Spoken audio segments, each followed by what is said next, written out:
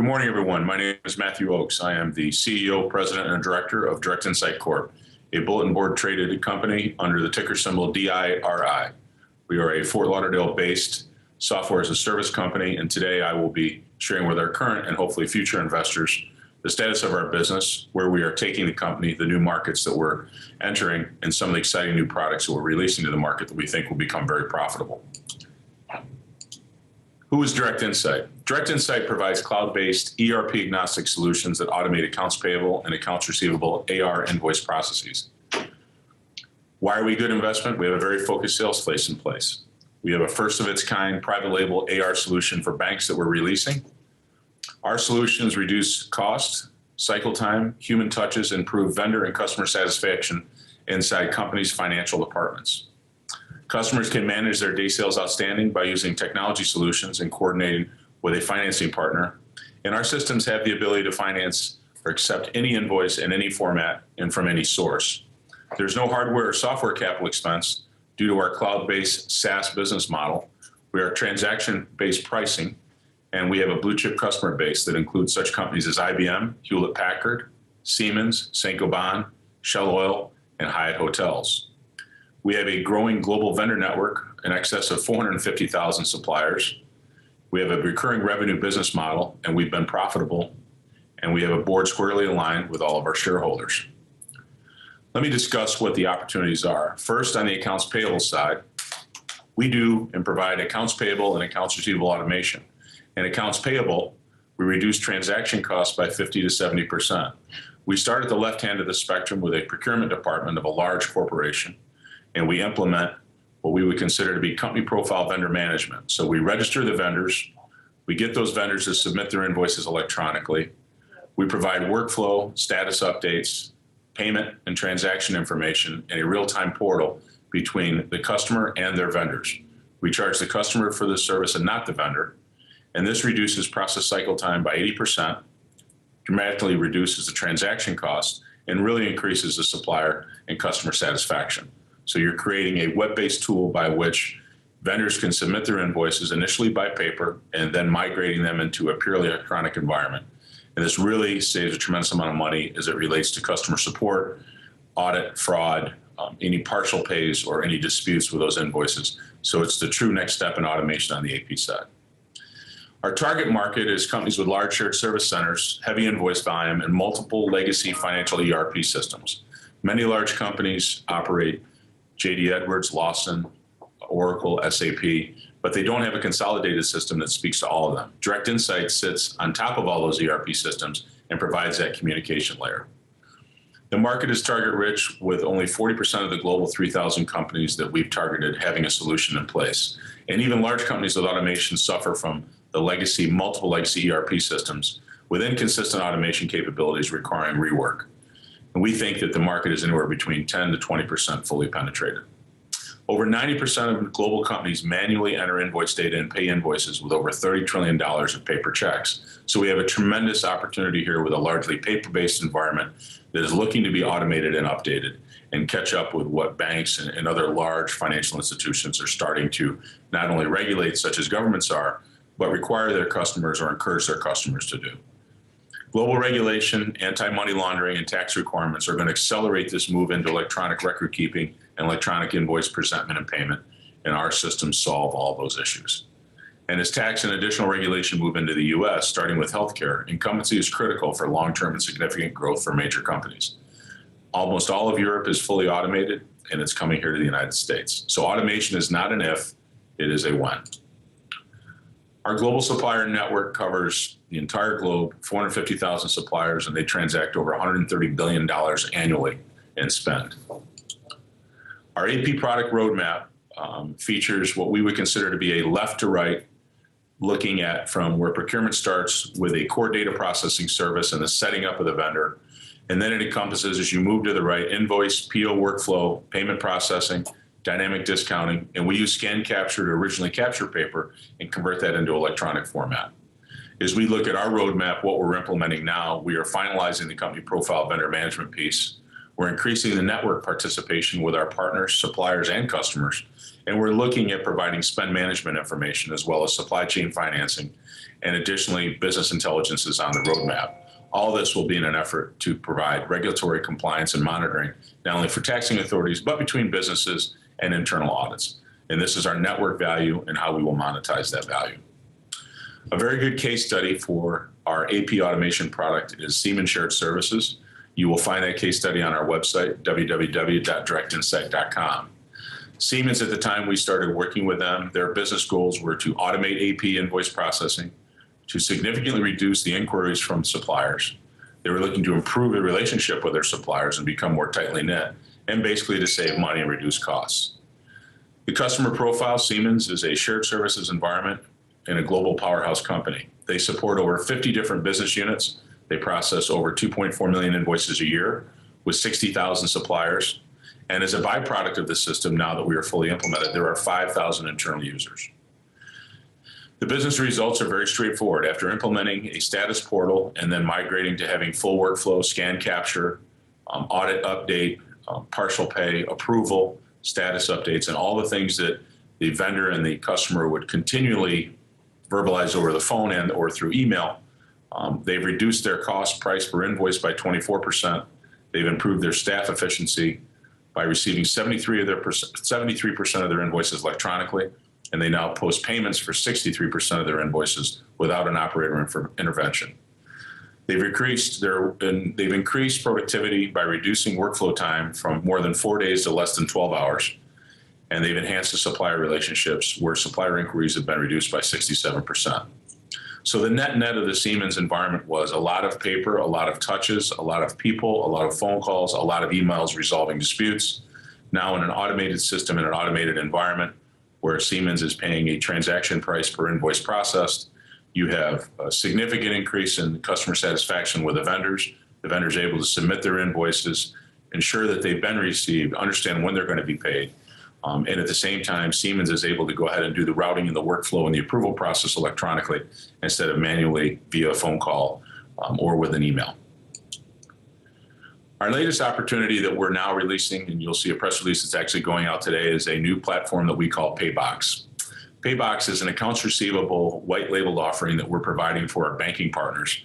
And it is a first of its kind private label AR solution that extends a bank's treasury services with electronic invoice presentment, adjustments and approvals, electronic payments, and accounts receivable file delivery. And it also provides for the downstream financing pieces. Banks are looking at top lockbox priorities for 2014. This has been a franchise that banks have utilized and is a very profitable part of their business for a significant period of time. What they're looking to do is rationalize their payments infrastructure, improve bank integration for payables and receivables, and enhance the client experience, and improve sales and product P&L. And Paybox addresses these top bank lockbox priorities by replacing the lockbox revenue being lost to declining check volumes. It's improving customer stickiness with account receivable services that are now automated and electronic.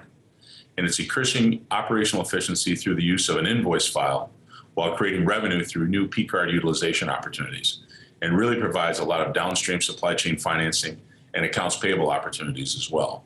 So a new offering, a requirement because banks are losing lockbox revenue. They're looking for a way to automate. And this kind of what we would call reverse lockbox opportunity, which is an electronic format, is a portal-based environment similar to what we do for AP that will help banks not only retain but evolve and grow that revenue. If you think about the declining revenues since 2006, you've seen a progression with check-based payments being reduced anywhere between, in 2006, you were looking at about 10 billion transactions all the way down to now that's been reduced about in half. So they have to replace this lost revenue due to declining B2B check volumes and find a way to preserve the lockbox franchise. Lockbox for banks is a $1 trillion business. 150 banks provide lockbox services. It is the second most lucrative bank treasury product. Large banks average 800 to 5,000 lockbox clients. There are over 3.4 billion B2B payments processed annually and more than 14 billion B2B invoices generated. So e-invoicing prevents 2.5% of US B2B invoices.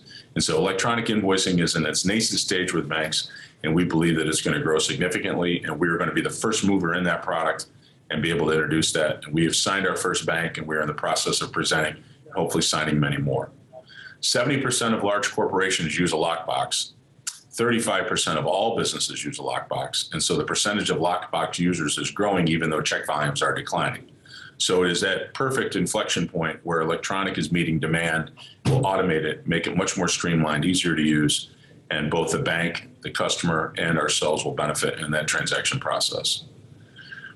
Our largest IBM is our largest customer, and our case study with them is very straightforward. We currently provide automated AR processing for them globally. Their business goals were to automate their entire AR process around the globe, enhance their customer service, improve their overall invoice processing efficiency, and reduce their DSO. Everybody knows who IBM is, a 100-year-old company with $100 billion in revenue. They generate millions of invoices each year across 100 countries and 15 languages, including internally. And we provide that internal solution for them as well. They selected Direct Insight's Invoices Online platform to provide a web-based line item presentment, dispute management, and attachment tool to facilitate the outbound invoice. And they quite frankly wanted a portal-based environment where they wouldn't have to worry about invoices being lost or incorrect or miscalculated. And so a more automated, what we would consider to be communication and dispute mechanism between they and their customers, not their vendors. So it's the inverse way that we use the engine. The business results are very straightforward. They reduce their paper invoices by 75%. They reduce the cost per invoice from $600 to $1,500 per invoice to less than $25 per invoice. And think of the size of the invoices, and not only in dollar volume, but also the amount of items that are on them for an IBM invoice for global services or machines or what they provide. They've drastically improved their staff efficiency, reducing invoice disputes by 65%. They reduced their DSO by approximately 4 days, resulting in a $50 million increase in treasury cash available and $4 million in annual savings and interest expense on those DSO funds. And the customer status inside IBM grew dramatically, a jump from 27% to 72% within 6 months of us implementing the system. What's the net? Automation and transformation are the start of what is a now evolving process where companies are going to move away from paper-based environments and communicating via email and via text and via a phone call, and they're completely migrating towards this online interactive tool where the information's in front of your face for approval, dispute, partial pay. And so all that which would have been conducted face-to-face is now being done online in a portal-based environment and just dramatically improving the efficiency. What's the competitive landscape look like? Because we have a lot of competitors. On the AP side, we compete with companies like Direct Commerce, Basware, Ariba, Talia, TradeShift, and OB10. We think that we're distinguished from those AP customers, and what we do really well is we do the complex workflow and we do the boarding of those vendors into the system, and our pricing model is different as well. Many of those companies charge the suppliers where we just charge the company that we're doing business with that receives the largest benefit. We think that drives a lot more adoption, a lot more participation, and it creates a much more positive environment between the customer and the vendor. On the AR side, Billtrust, Esker, Transactus, Bottomline, Corecentric, Genpact. A lot of consultative selling in there. This environment right now is very inundated with a lot of venture money or large companies. So when you see venture money and or big consulting companies coming into a marketplace, you realize that A, there's a lot of room to grow. There is a very defined opportunity that they're going to be able to leverage, and they see money there, and just in the same way Direct Insight does. So we believe that both on the AR and the AP side, there's tremendous opportunity for growth. There's tremendous opportunity to go ahead and compete on what our core competencies are and win, and continue to go ahead and grow our business. Financial highlights of Direct Insight. Our customer wins are starting to provide some really good growth for us, and we have a growing cash balance, and so we're getting a lot of flexibility as we look forward. The company itself is very well positioned. We have no debt. We have no outstanding instruments, no Series C, no Series D. We have cash on our balance sheet, and we continue to grow our business with the cash that we're generating and the customers that we're acquiring, increasing that cash while we're increasing the customer base, broadening that base, and growing our business. The adoption of the key metrics for the business, we look at the vendor count. In 2011, we had 100,000 vendors. In 2012, we had 300,000. And in 2013, we ended with over 450. That growing network to us is very important and strategic. By adding more vendors into that network, what we're really doing is creating an environment where any one of these vendors can send any one of these other vendors an invoice, and or receive an invoice. And so we're trying to create what we would consider the network effect of the business, where a Siemens can send their invoice to IBM or IBM can send their invoice to Siemens, and then we will go ahead and transact both those electronic pieces and collect a transaction fee on both sides. Growth objectives and timeline for the business. In 2012, we invested in our direct sales force and we built a sales culture. We've standardized our product offerings and we're trying to facilitate new product introductions and cost efficiency. So when we introduce a new piece of functionality, we offer it to the rest of the customers that we have. We now have a standard AP product. We now have a standard AR product. It's not a series of one-offs. We utilize the Terramark Tier 4 centers both in Miami, Florida and Amsterdam to support our international customers. And we're adding new customers and driving usage amongst our current base.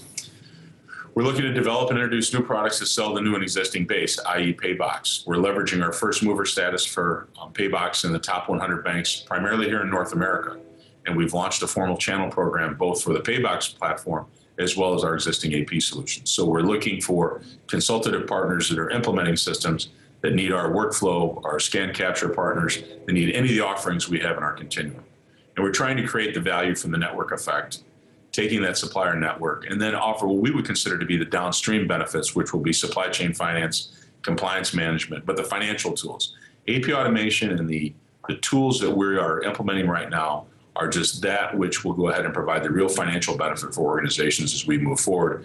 And we're looking at working capital management, and that's in our collateral because we believe that that's where the market is going to start driving towards. Working capital management from the CFO's office and the financial management of the information in the organization are the critical drivers. Automation, transformation, our jacks are better. You're going to have to be able to offer dynamic discounting and supply chain financing to really get that lift in the organization.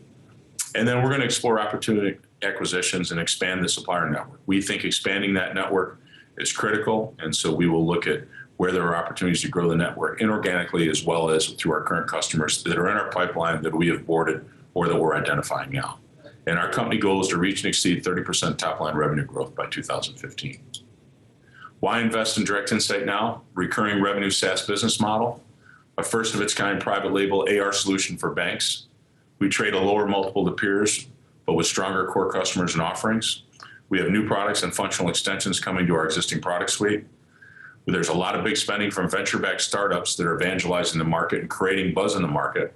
We have the robust and growing vendor network and a plan to monetize that network as we previously discussed.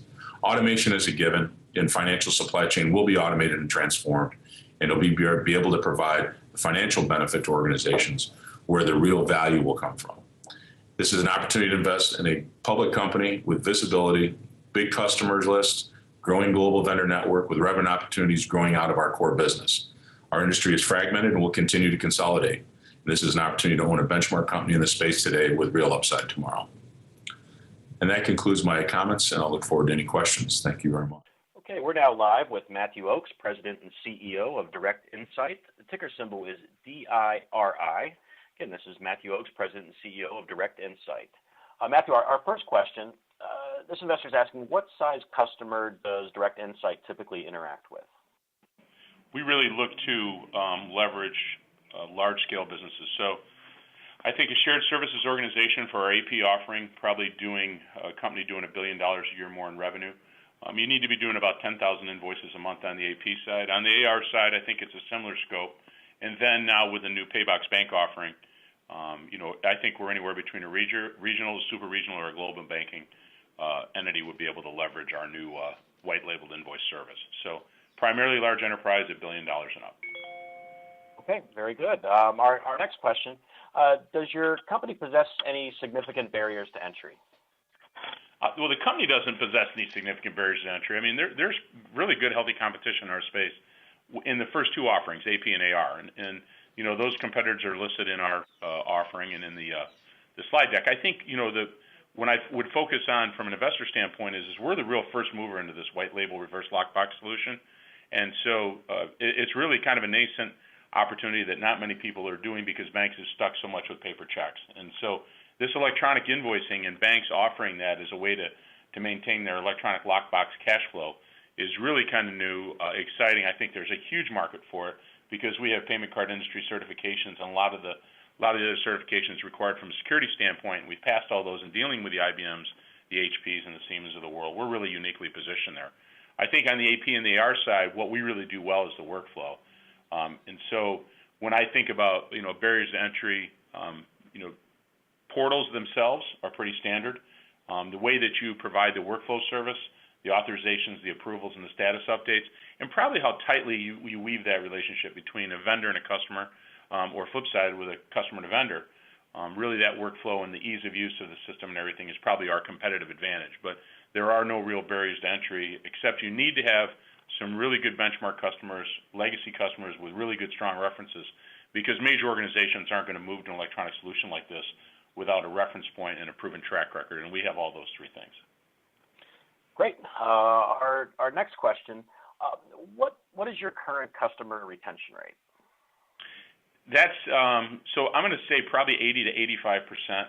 These systems are really sticky. I think what happens is we deal across multiple ERP systems, legacy ERP systems, so we fit really well in sticky, complex environments, and that's where kind of you find a lot of your large organizations.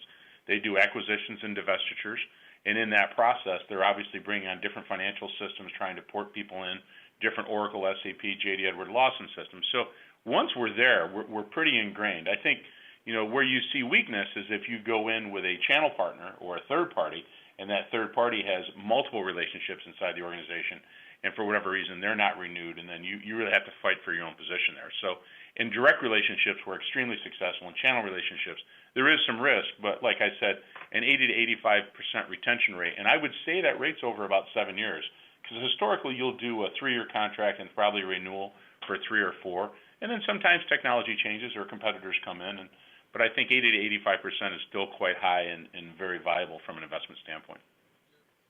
Great. Our next question, are there any challenges that Direct Insight faces in managing such a large customer network throughout the world? Every day.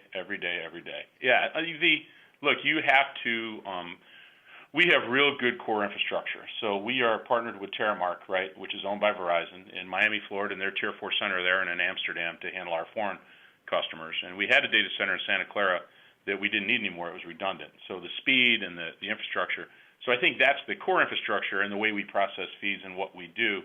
Everything is, state-of-the-art's an overused term, but we are really benchmarked highly against our competition in the industry in general. Managing the network is really not that difficult. I think what's key and critical is what do you do with the information from the network? How do you manage what information flow there is and how do you utilize that information? And that's something that we're just getting into now. So we've set the network up. We have the vendors implemented, deployed, processing electronics, submitting electronically.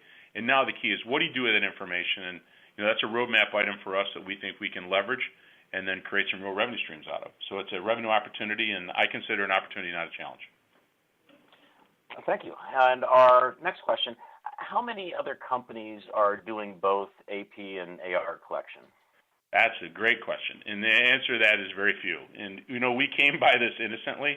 We were in the AR business with IBM and then with Carlson Wagonlit and several other businesses, and we had a special request really to flip that AR engine around and become an AP solution.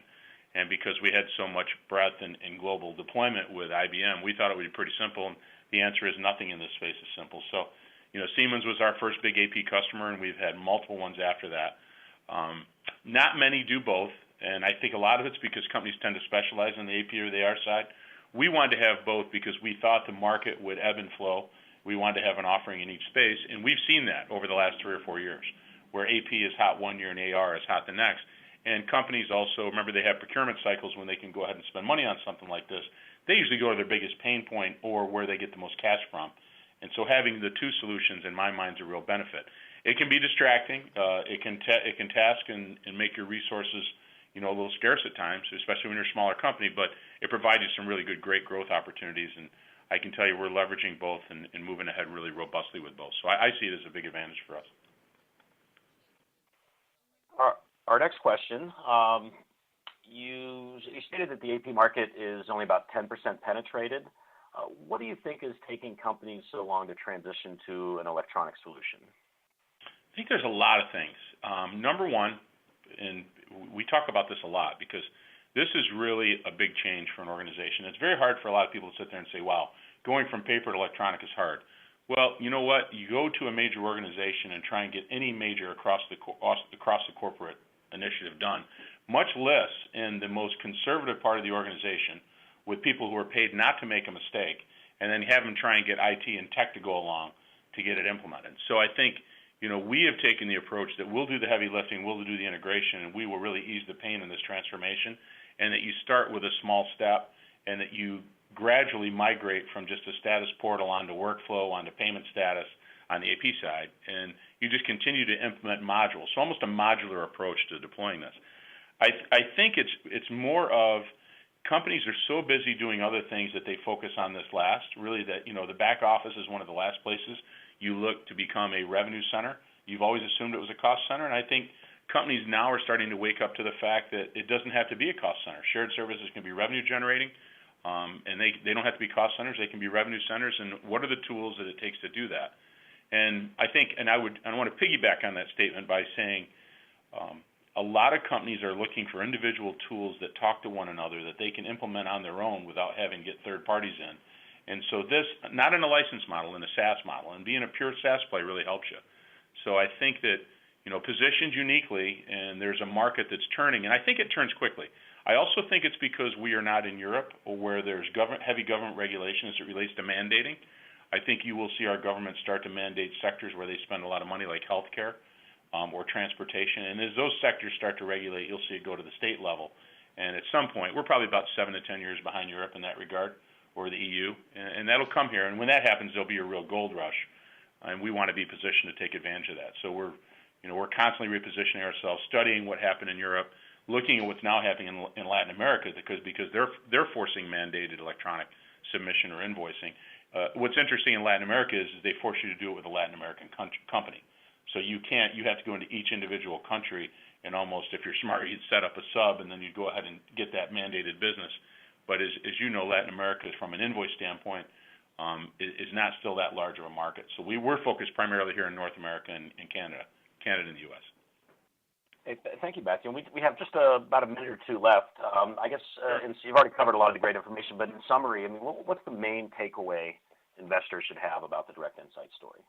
I'm a large investor in the business as well, and my board controls quite a bit of the stock and have bought it. And the reason why is because we see ourselves in an emerging market, both on the AP and the AR side. I'm really excited about this bank opportunity and Paybox, and I think if you go to our website, you'll learn more about it. We're going to have some webinars about that. And I encourage investors to really go to our webinars or go to our case studies. You have an opportunity here to buy a public company that has no debt, that has cash on its balance sheet, that operates out of existing cash flows, is really taking a managed growth approach as opposed to some of the competitors and some of the venture-backed people. And we've been here, and we will continue to be here. So this isn't a here today, gone tomorrow story. It's also a story of a company who deploys and implements solutions inside very large organizations, which is very difficult. And we're very transparent about everything that we do. We have a really great management team. We're centralized. We're all here now down in Fort Lauderdale, Florida. I think we have the right people in the sales team and in the marketing team to kind of get our message out, get our message to the right people, and then we have the implementation and deployment people to get what I would consider to be fairly simple solutions into very complex environments and turn that into cash flow and recurring revenue streams. And we're a recurring revenue story.